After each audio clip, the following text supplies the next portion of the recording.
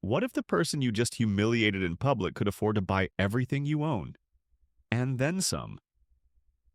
That's the question no one at Valmora Lux and Skincare expected to answer when a woman walked into their flagship store on Madison Avenue, dressed in elegant simplicity, and was thrown out as if she were invisible. They didn't know her name. They didn't ask. But they were about to find out. And when they did, it would already be too late. Layla Monroe stood beneath the towering glass facade of Valmora Lux, one of the most prestigious luxury skincare boutiques in New York City. The early autumn sun reflected off the brushed gold letters above the entrance. To any passerby, she looked like a woman running an errand. Dark denim jeans, a cream-colored cashmere sweater, and a quiet confidence that spoke of someone used to being in control. She wasn't flanked by assistants or hiding behind oversized designer logos. She didn't need to be. Layla Monroe's presence was power enough. Inside, the store gleamed with curated opulence. Italian marble floors, shimmering crystal chandeliers, and product displays as refined as museum exhibits. The sales staff, clad in sleek black uniforms with custom leather iPad cases, floated around the boutique like stylized shadows, each trained to recognize a high-value customer from the moment they walked in.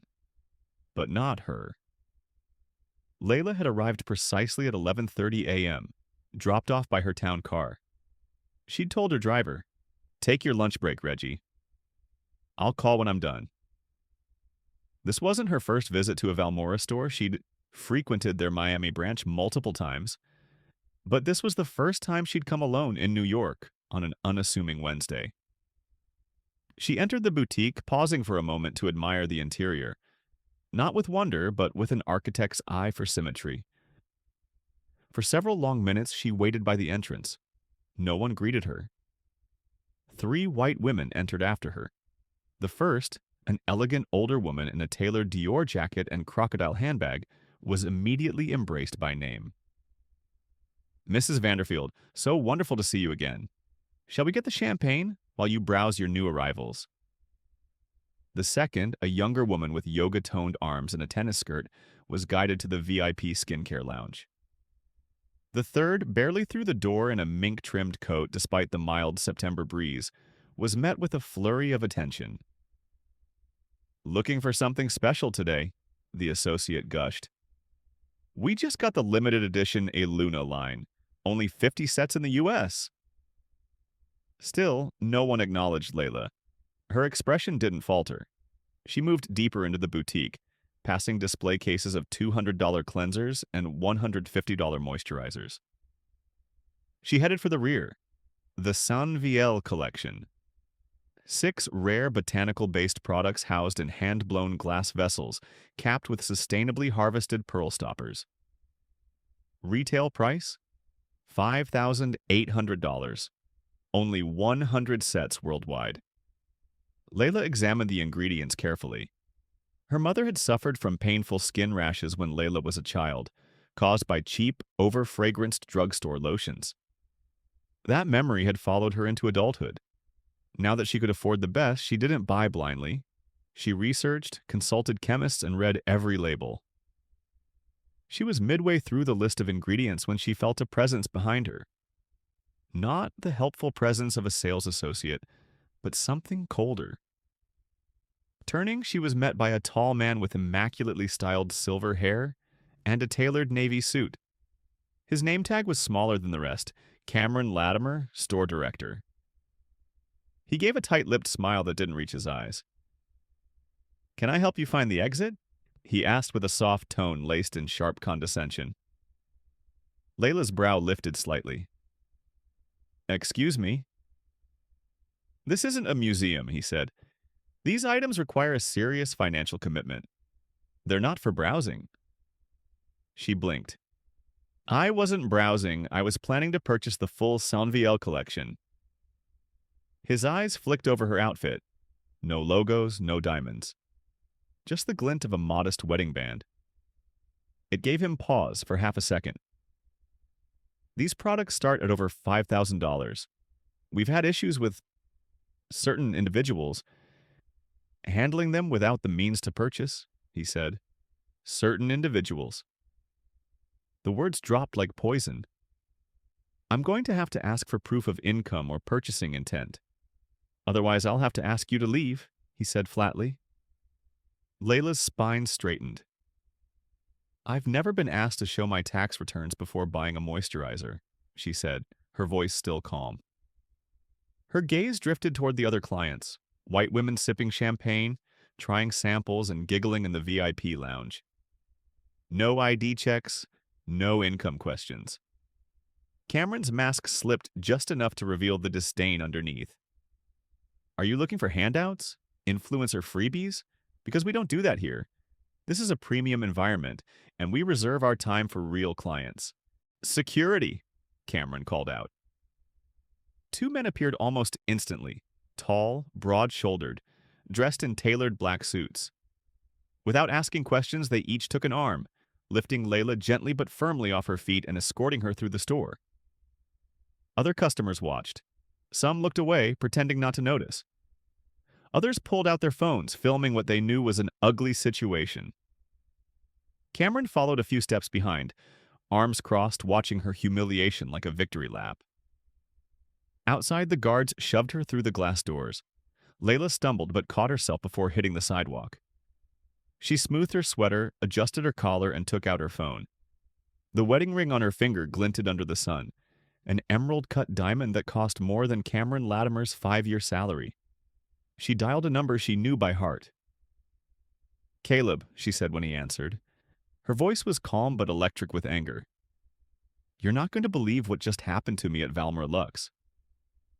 What Cameron Latimer didn't know, what no one in that boutique could have guessed, was who Layla Monroe really was, and who Caleb Monroe, her husband, was about to become. Not just their biggest nightmare, but their new boss. The floor-to-ceiling windows of the Monroe residence shimmered with late afternoon sunlight as Layla stepped into their penthouse overlooking Central Park.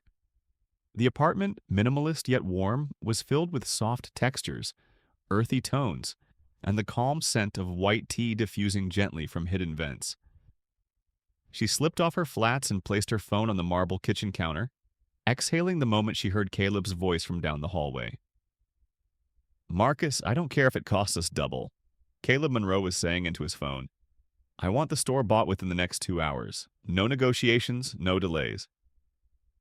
Layla's breath caught, her frustration mixing now with apprehension. She rounded the corner and saw him pacing, sharp in a tailored navy sweater and slacks, one hand gripping his phone, the other clenched at his side. At 6'3", with a frame honed by early morning boxing sessions, Caleb was a formidable figure, one whose name alone sent markets into motion. But right now, he was just her husband, furious, protective, and unwilling to wait for justice. As soon as he saw her, Caleb ended the call in a heartbeat and crossed the room in long strides, pulling her into his arms. I'm so sorry, baby, he whispered into her hair. Thomas called me the second he saw what was happening.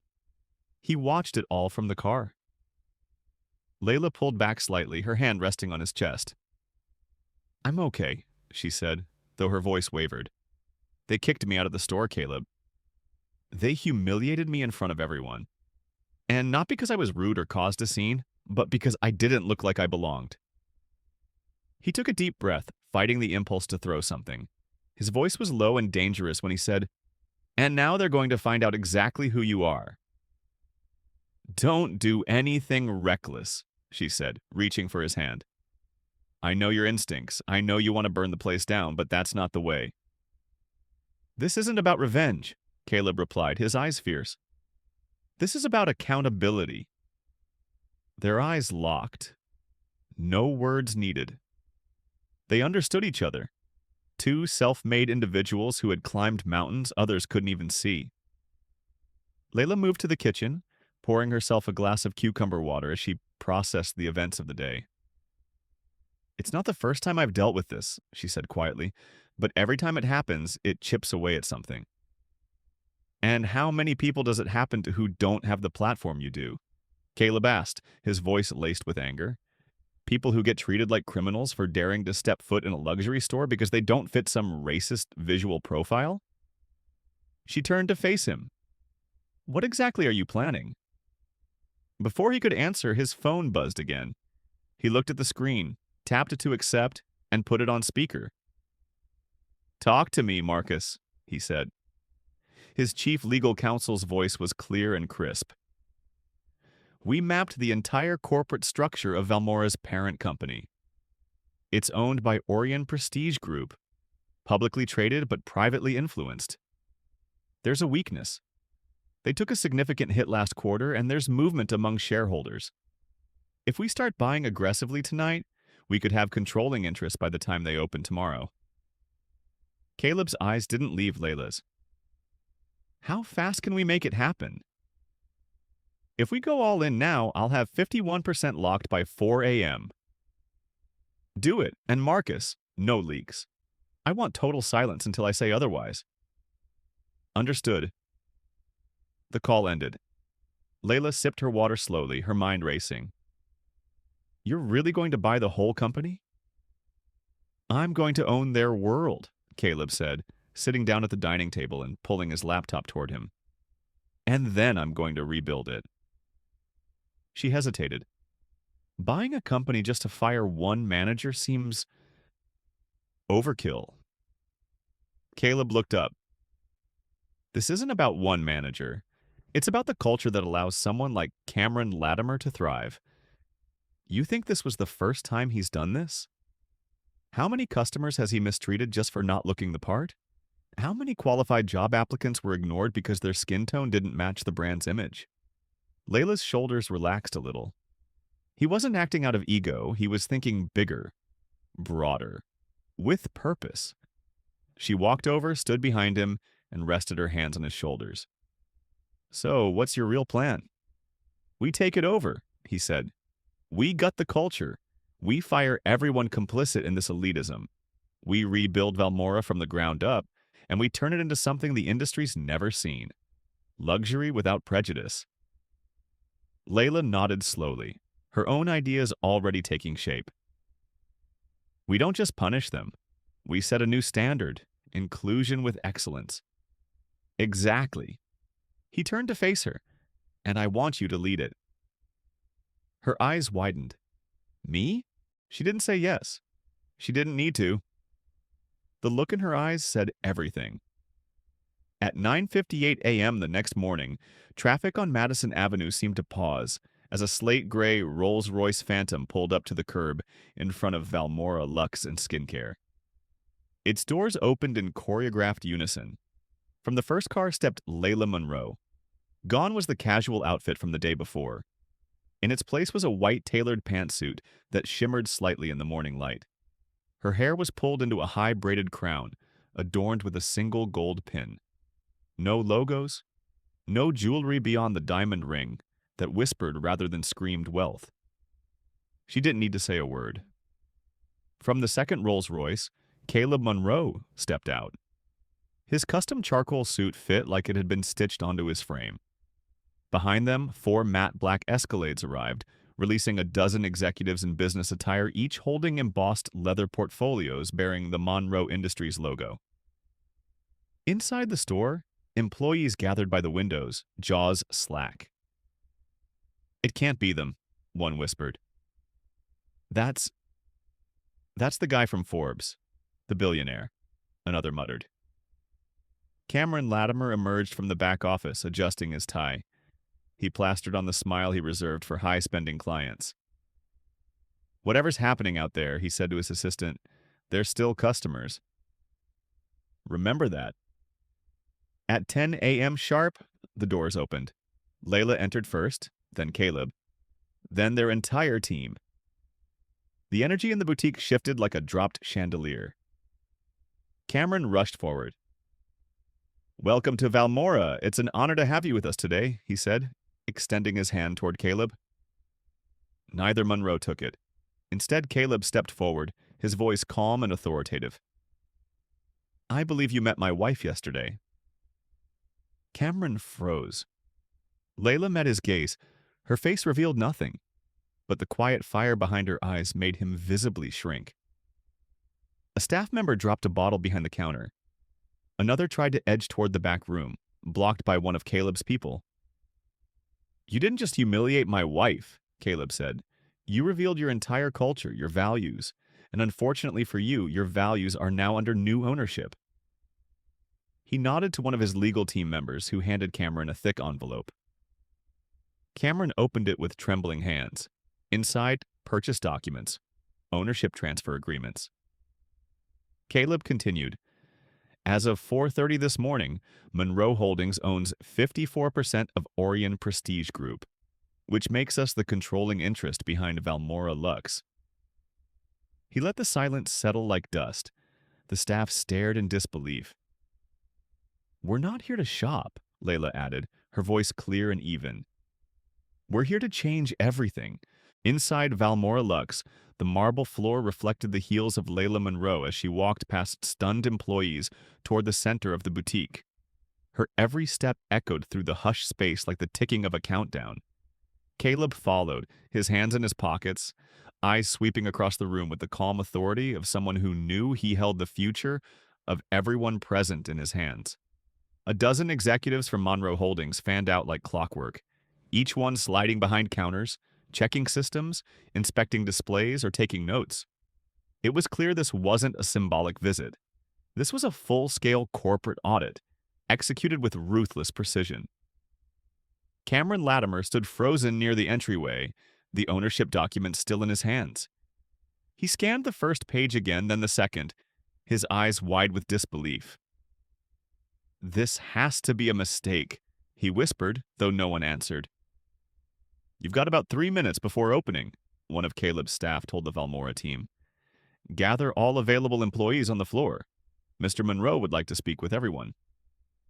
The staff complied instinctively, their usual polish shattered by confusion and fear. Associates scrambled to put down iPads and adjust uniforms. Security guards edged closer to the back, unsure whether to stay or disappear. Cameron was no longer issuing orders, and that alone told everyone the hierarchy had changed. By 10:04 a.m., the staff had formed an uneasy semicircle at the center of the boutique. Layla stood beside Caleb. She didn't need to speak. Her presence alone was enough to charge the air. Caleb took one step forward, the silence stretching with anticipation. Good morning, he said. Let me be clear about why we're here. Yesterday, my wife was publicly humiliated in this very space. She was profiled, degraded, and physically removed from a store where she intended to spend over $20,000. The number hit the staff like a wave of cold water. Caleb continued, She didn't raise her voice. She didn't cause a scene. She was calm, respectful, and serious about her purchase. But she wasn't wearing a Chanel jacket or carrying a Birkin, and so she was dismissed. Several sales associates looked down. One bit her lip, another rubbed her wrist nervously. What happened yesterday, Caleb said, his voice cool and even, was not an isolated incident. It was the result of a system, a culture, that encourages gatekeeping, exclusion, and racial profiling, all disguised as protecting the brand. He turned to Cameron. And that culture ends today. He nodded to his chief of staff, who stepped forward and lowered the blinds with a tap on her phone. The boutique dimmed. The first woman stepped forward. My name is Dr. Corinne Madison, Chief of Oncology at Midtown Medical Center, she said, her voice unwavering. Last month, I came in to purchase gift sets for my surgical team. I was told, without even being asked what I was looking for, that there were more affordable options down the street. I left empty-handed. The young Latino man followed. Mateo Rivera, hedge fund manager. I spent $28,000 on gifts here last year alone. But 2 weeks ago, I was followed the entire time I shopped. Never greeted, never asked if I needed help. Just watched like I was a threat. The testimonies continued. Each one struck a blow, not because of the anger in their voices, but because of their restraint, their quiet, dignified retelling of pain. Layla's hands were clasped in front of her. Her expression remained neutral, but anyone who knew her well could see the fire in her eyes. Cameron Latimer tried to interject. We deal with influencers all the time. It's hard to tell who's real and who's just pretending to shop. Caleb raised one eyebrow. Interesting, because from what I can tell, you've only ever questioned the pretend status of people of color. He nodded again. From the back came three more individuals. This time, they wore business attire and name tags, former Valmora employees. I was a floor supervisor here for 4 years, said the first. During training, we were told to assess clients visually before engaging. When I asked what that meant, my manager said, "You'll know when you see it." I was fired after complaining about the way black clients were treated differently, said the second. They said I had a negative attitude. I left because my commissions were being siphoned away, assigned to other staff if my client wasn't VIP enough. The room was dead silent. Cameron now looked less like a manager and more like a prisoner awaiting sentence. Caleb stepped forward again. Cameron Latimer, your employment with Valmor Lux is terminated, effective immediately. You may collect your things under escort. You will not return. No, Cameron breathed. Please, this store is my life. I built this. Exactly, Layla said, speaking for the first time since the presentations began. And look what you built. Cameron looked around, desperate for allies. None stepped forward. The same staff who had once followed his every word now stared at the floor, avoiding his eyes. Security, Monroe Holdings Security, stepped forward. Cameron was led out the side door, his legacy undone in 30 minutes of truth. Caleb turned back to the remaining staff. You're not all to blame, but if you participated in this culture, even through silence, you'll need to prove you're ready to do better. He paused. Starting today, Valmora Lux is undergoing a full rebrand. Every store will be temporarily closed for restructuring. We're not destroying the brand. We're rebuilding it. There were gasps, murmurs, and even a few tears. Some knew they wouldn't be invited back. Some knew they didn't deserve to be. But others, those who had tried to intervene or who had quietly objected, stood straighter. Layla stepped forward, her voice clear and powerful. This isn't about canceling people, it's about change. If you've treated every client with respect, you'll have the opportunity to reapply. If you haven't, consider this a lesson, not a punishment. She gestured to a young associate standing near the rear. What's your name? Bethany, the girl said nervously. You tried to speak up yesterday, didn't you? Bethany nodded, lips pressed tight. You'll be hearing from me, Layla said with a soft smile. Caleb nodded to his team. Termination packets were distributed, severance packages handed out. Each one tailored, each one final. By noon, the doors of every Valmora store across the country were closed. The industry was watching, and a transformation was underway. The morning after the mass closures of Valmora Lux stores across the country, headlines blazed across financial networks and social media like wildfire. Tech billionaire Caleb Monroe acquires Valmora in surprise overnight takeover. Luxury without prejudice. The Layla Monroe incident that changed the industry. Valmora's quiet culture of exclusion exposed by viral footage and billion-dollar backlash. Within 24 hours, the once celebrated brand had become a cautionary tale, with journalists dissecting its systemic failures, customers demanding transparency, and former employees flooding message boards with anonymous accounts. Most of them disturbing, many infuriating. But while the public consumed the fallout like entertainment, inside the Monroe residence, the energy was focused, deliberate, and intensely personal. Layla stood at the floor-to-ceiling window of their Manhattan penthouse, a mug of chamomile tea in her hands. Below her, the city churned as always. Taxis honking, joggers crossing the park, a man in a suit yelling into his Bluetooth. But inside all was calm. Behind her, Caleb sat at the long walnut table that served as both workspace and war room, reviewing a list of regional managers under Valmora's umbrella.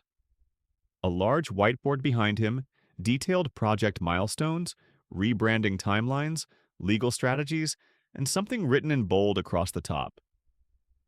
Legacy, luxury, without the barriers. Layla took a sip of her tea, then turned to face him. You know what scares me the most? Caleb looked up. Tell me. That we're not just changing a brand, she said quietly. We're threatening a belief system, one built on exclusion, and when you threaten belief systems, people push back. Hard. He nodded.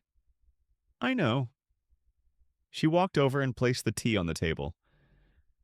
I've spent my whole life moving through these spaces, being the only one like me in the room, quietly making sure I was never too much, never too loud, never too black, too poor, too confident. Caleb reached for her hand, threading his fingers through hers. You don't have to do that anymore. But others still do, she said. And they're watching. This can't just be about showing Valmore what they did wrong. It has to show everyone what we can do right. He leaned back in his chair, thoughtful. You're thinking bigger. I always was, she said with a small smile.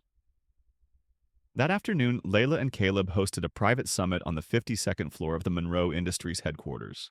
Seated around a circular conference table were key voices: brand strategists, designers, retail consultants, diversity specialists, sociologists, and yes, former Valmora employees who had spoken out and never been heard.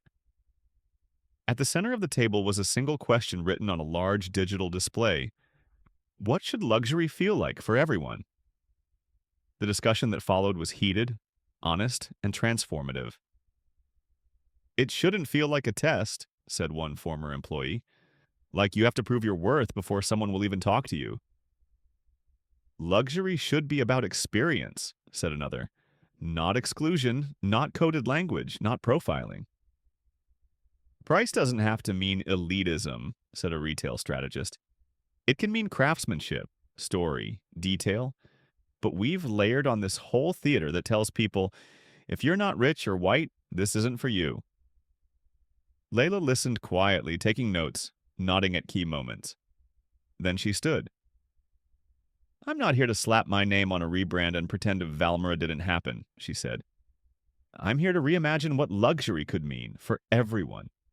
I don't want this to just be another black woman rises above adversity story. I want it to be the moment an entire industry looked in the mirror and did better.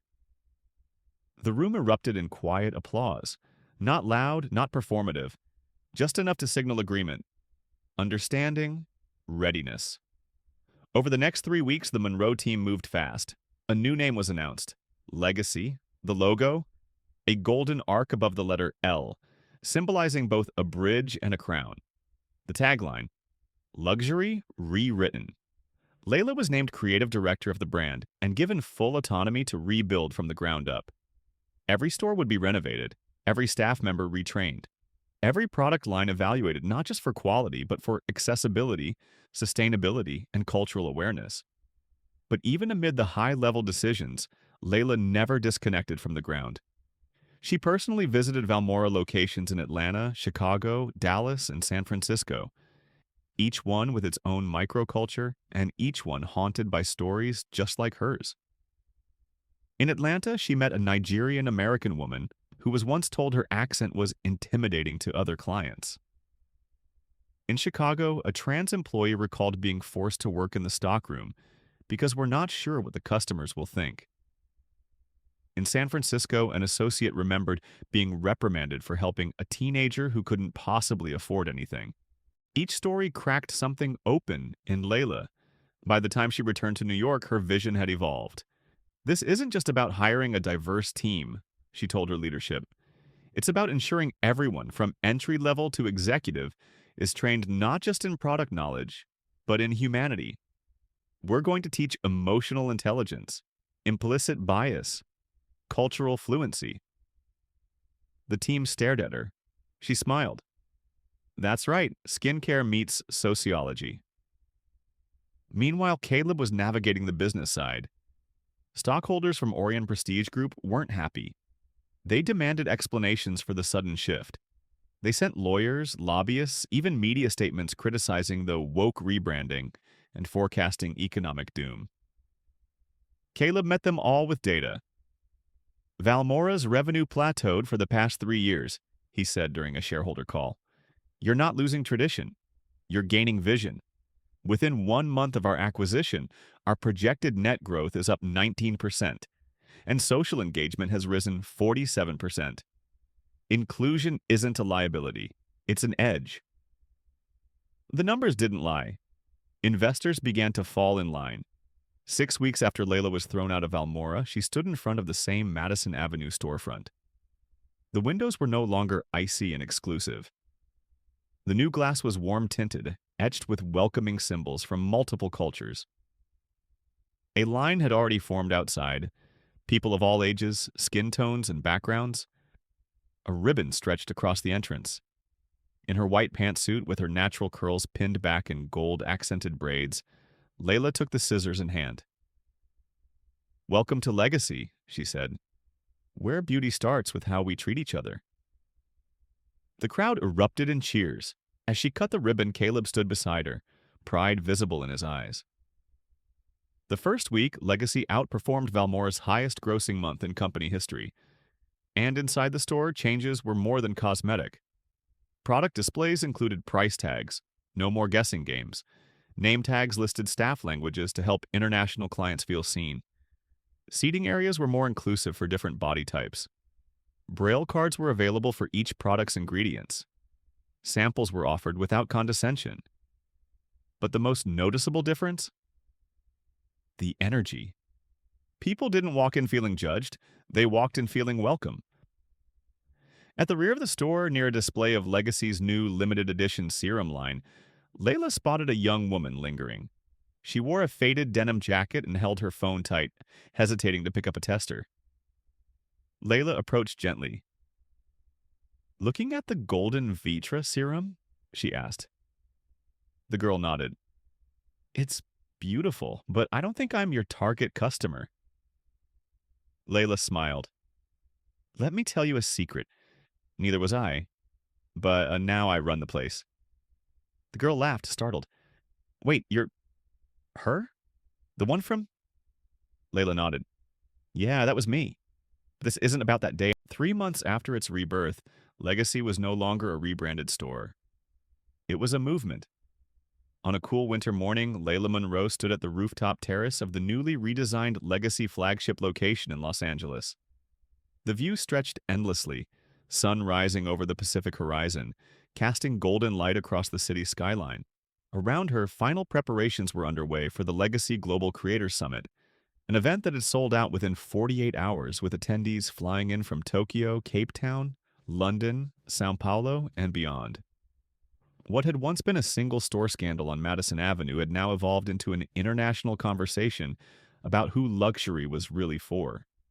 And Legacy had stepped into that vacuum like a lightning bolt, rewriting the rules of status, style, and service. But the road hadn't been easy. In the weeks following the launch, Layla had received hundreds, no, thousands of messages, some filled with gratitude, others with skepticism, and a few laced with venom. Luxury is supposed to be exclusive. You're diluting the brand by making it too accessible. Letting everyone in makes it feel cheaper. Layla had read them all, and with every word she felt more convinced of her mission. "We're not lowering the bar," she told a major fashion publication. "We're removing the locked door in front of it." She didn't need to prove her success.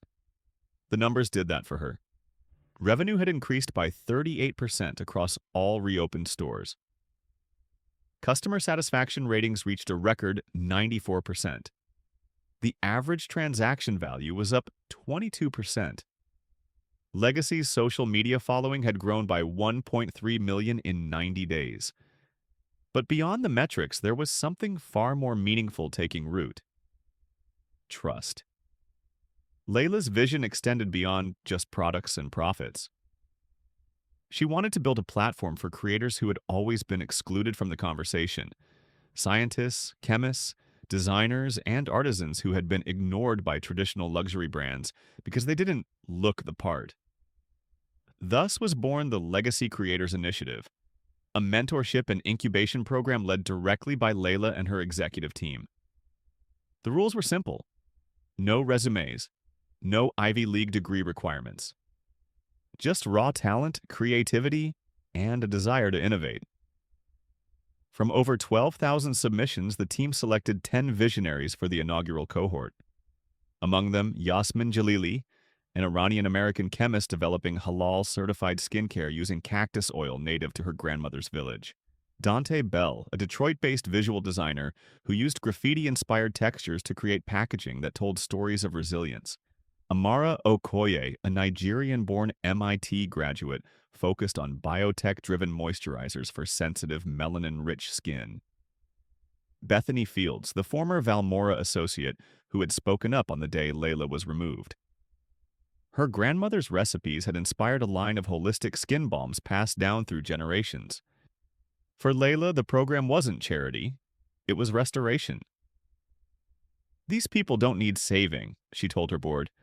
"They need someone to hold the damn door open." One Friday afternoon, Layla walked into the Legacy Studio, a dedicated floor above the Madison Avenue store. Floor-to-ceiling windows bathed the space in natural light. Desks lined with samples, prototypes, sketches, botanical research, and handwritten notes buzzed with energy. Bethany looked up from her workstation where she was testing a serum consistency with an eyedropper. Layla smiled. "How's the balm coming along?" Bethany beamed. "We've figured out how to stabilize it for shelf life without losing that velvety finish." Layla picked up a jar, twisting the cap open. The scent, notes of turmeric, coconut, and something soft and floral, floated into the air. "My grandmother called it Earth's Whisper," Bethany said. "She used it when I had chicken pox as a kid." Layla nodded. "We're going to bring her whisper to the world." She wasn't exaggerating. Bethany's line would soon appear in the front window of every Legacy store, alongside products crafted by other Creator Initiative alumni. No longer hidden behind industry gatekeeping. Now, front and center. Back in her office that evening, Layla sat with Caleb, debriefing the latest investor meeting. "They're thrilled," Caleb said, leaning back in the chair across from her. "Especially after last quarter's earnings. Your vision is officially outperforming the old ways of doing business." Layla laughed softly. Who would have thought inclusion could be profitable? He grinned. "We always knew." Then, more seriously, he added, "What's next?" She hesitated, then walked to the floor-to-ceiling window, her reflection framed by the city lights. "I don't want Legacy to just be a brand," she said. "I want it to be a blueprint." Caleb stood and joined her at the glass. "For what?" "For what happens when power and purpose meet," she said. "For what it looks like when a woman who was once told she didn't belong owns the building instead." The next morning, Layla received a letter. Not an email, not a DM. A handwritten note in heavy ivory paper, embossed in gold. "Dear Mrs. Monroe, I owe you an apology. I was a senior buyer for Valmora for 8 years. I sat in meetings where we quietly categorized clients by desirability. I defended policies that excluded more than they included. When I watched the video of what happened to you, I felt shame. When I saw what you built in its place, I felt hope. I've since resigned, and I'm starting over. Because of you, thank you." JT Layla stared at the note for a long time, then folded it, placed it in her top drawer, and whispered, "That's the real profit."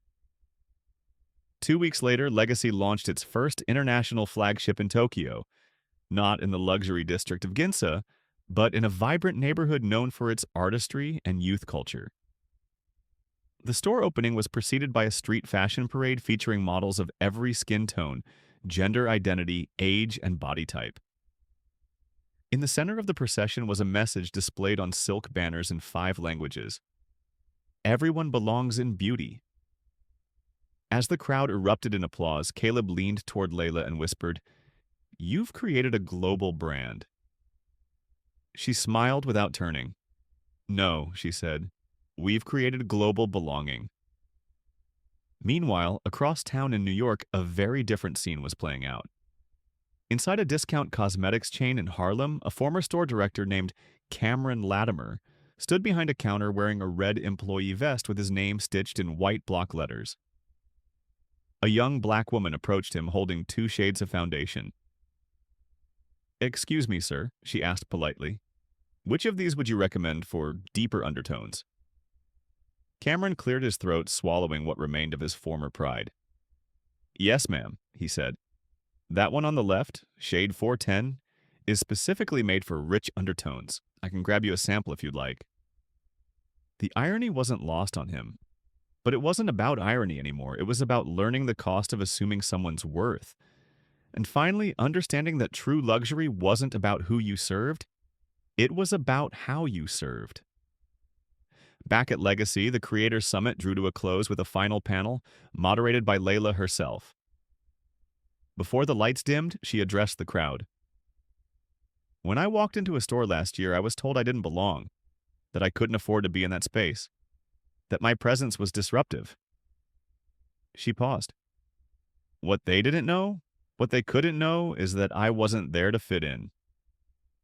I was there to change everything. The room rose to its feet. And in that moment, every person, whether student or CEO, chemist or consumer, understood. Legacy wasn't a company. It was a revolution. Layla Monroe had always believed in dignity, quiet strength, the power of measured responses, and the clarity that comes when you know who you are, regardless of how others choose to see you. But somewhere along the road from humiliation to revolution, Layla discovered something else. Power isn't just for defense, it's for creation.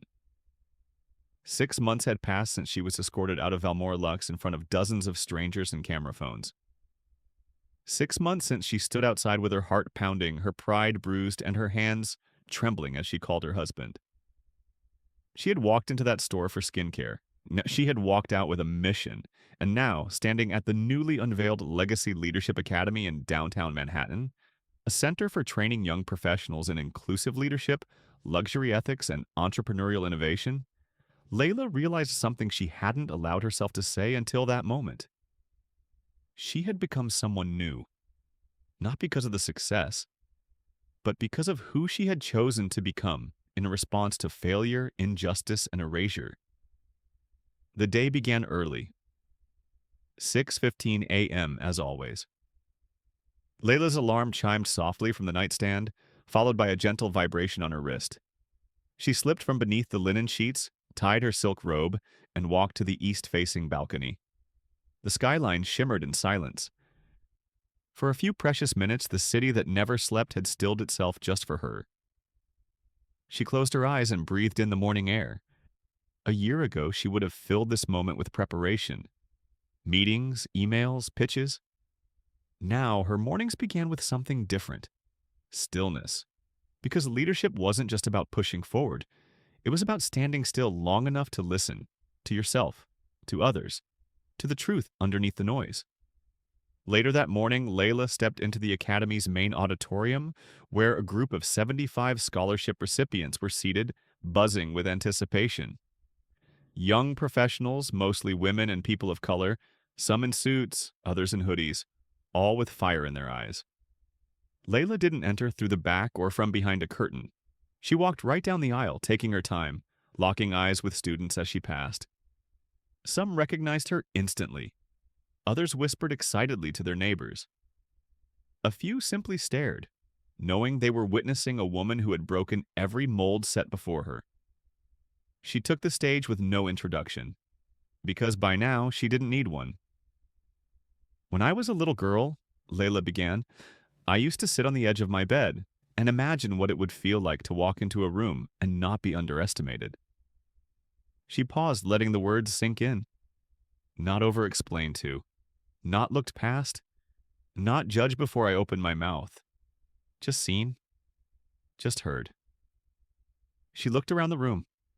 "Raise your hand if you've ever been underestimated." Almost every hand went up. Layla smiled. "Then you already know what it feels like to be more powerful than they expected." She didn't read from notes. She didn't need slides. She told her story, briefly, without embellishment. And then she told theirs. Legacy isn't about skincare. It's not about branding. It's not even about what happened to me in that store. You see, she said. It's about what happens when you realize the door you've been trying to walk through your whole life. You were meant to own the building. Later that evening, Caleb joined her on the terrace of their Harlem brownstone, newly renovated, intentionally chosen over a second penthouse. Not because they needed more space, but because they wanted more ground. You're different now, Caleb said as he poured her a glass of wine. Not harder, just fuller. Layla smiled, brushing her fingers across his. Maybe for the first time, she said softly, I feel like I'm not just reacting to the world, I'm shaping it. Caleb looked at her the way he had at that first charity gala years ago, when she was too busy working the event to realize she had caught the eye of the youngest tech billionaire in the room. I always knew you would, he said. But growth doesn't come without resistance. As Legacy continued its meteoric rise, traditional luxury competitors began to fire back. Some launched thinly veiled marketing campaigns that leaned into phrases like refined tradition and elegance with exclusivity. Others attempted to mimic Layla's inclusive approach, but without authenticity, the efforts rang hollow. Customers noticed, critics roasted. Still, the backlash grew louder. At a private dinner in Milan, a French fashion CEO was overheard saying, Luxury is meant to be unreachable. The minute you let everyone in, you cheapen the magic. Layla heard about the comment 2 days later. She didn't release a statement, didn't tweet. Instead, she responded the way she always had, by building something better. In Paris, Legacy opened its newest location, not on the Champs-Élysées, but in the heart of Le Marais, where cultures and classes blended on cobblestone streets lined with art galleries, bookstores, and pastry shops.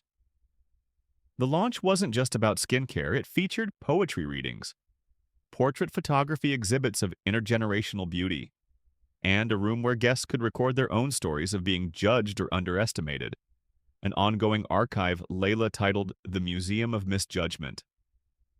People waited in line for hours, not for product, but for healing. And that's when Layla realized something profound. Her brand had become a balm, not just for the skin, but for the soul. One afternoon, she received a message from a woman named Celeste. My daughter is 9.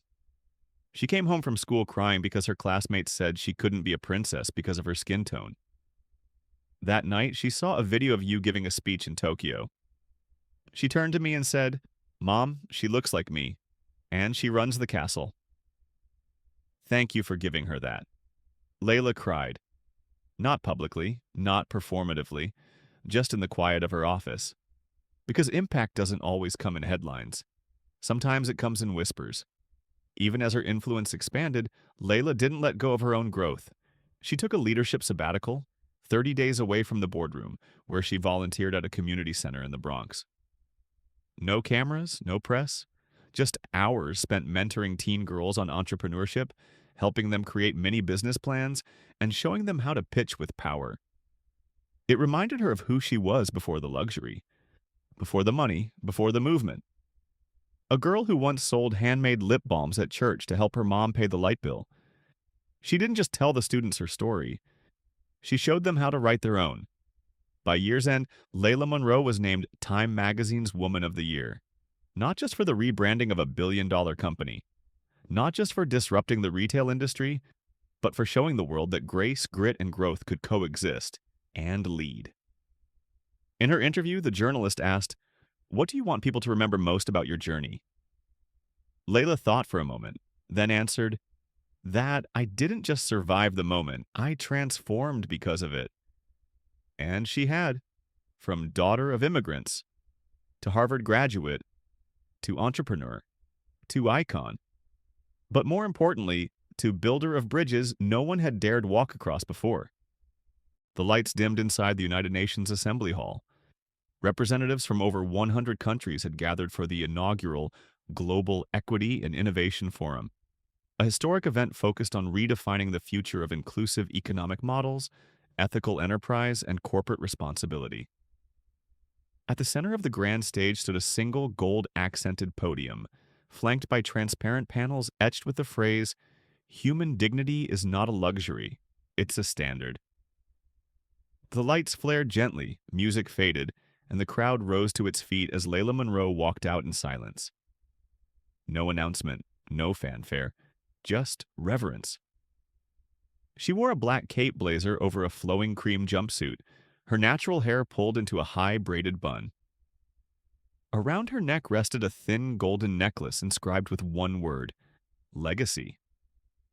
She paused at the podium, took a breath, and spoke with a voice equal parts silk and steel.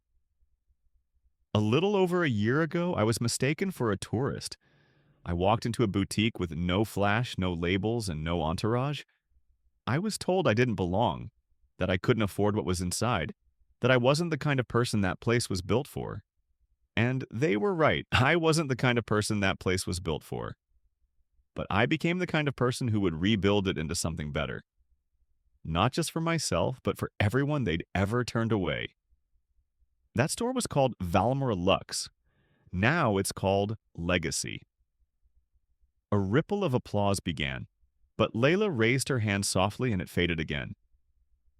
You see, when I was growing up, luxury wasn't just out of reach. It didn't speak my language. It didn't acknowledge the texture of my mother's hands, the rhythm of my father's accent, the scent of shea butter on my pillowcase. It didn't see us, and when it did, it made us feel like intruders. So I stopped knocking on the door, and I started building my own. She smiled, letting the words settle in the air like perfume. I didn't build legacy to sell products. I built it to sell possibility. I built it for the girl in Nairobi who thinks she needs to whiten her skin to be accepted. For the boy in Mumbai who's told his dark complexion isn't marketable. For the transgender woman in the Bronx who just wants someone to look her in the eye when she shops. For the grandmother in Atlanta who still tucks money into her bra because she was once told she couldn't afford to be trusted. For every person who's ever been asked, "Are you sure this is your size?" Or, "Can I see your ID before you try that on?" For every soul who has ever been reduced to a stereotype. Legacy is not just my company, it's my answer. This time the applause came like a wave. But again, Layla raised her hand, and silence fell once more. Let me be clear, inclusion is not a trend. Diversity is not a quota. Belonging is not charity, it's strategy, it's humanity. It's how we design the world we deserve, because when you invite... One day, while visiting a legacy store in New Orleans, Layla walked past a group of schoolgirls on a field trip. One of them, no older than 10, tugged her teacher's sleeve. "Miss," she whispered, pointing at Layla. "Is that the lady who made beauty fair?" Layla paused. Turned. Kneeling down, she asked, "What's your name?" "Zuri," the girl said shyly. "Well, Zuri," Layla smiled, "you're already beautiful. I just made a place that says it out loud." That night, Layla journaled 5 words before heading to bed. Power is best when shared. And in that sentence was her entire story. Not of vengeance, not of dominance, but of transformation, grace, and the fire that turns exclusion into elevation. Legacy was no longer just a brand. It was a signal that the world was ready for better. And she had lit the first flame. Life lesson. True power is not defined by wealth, status, or who gets to sit at the top.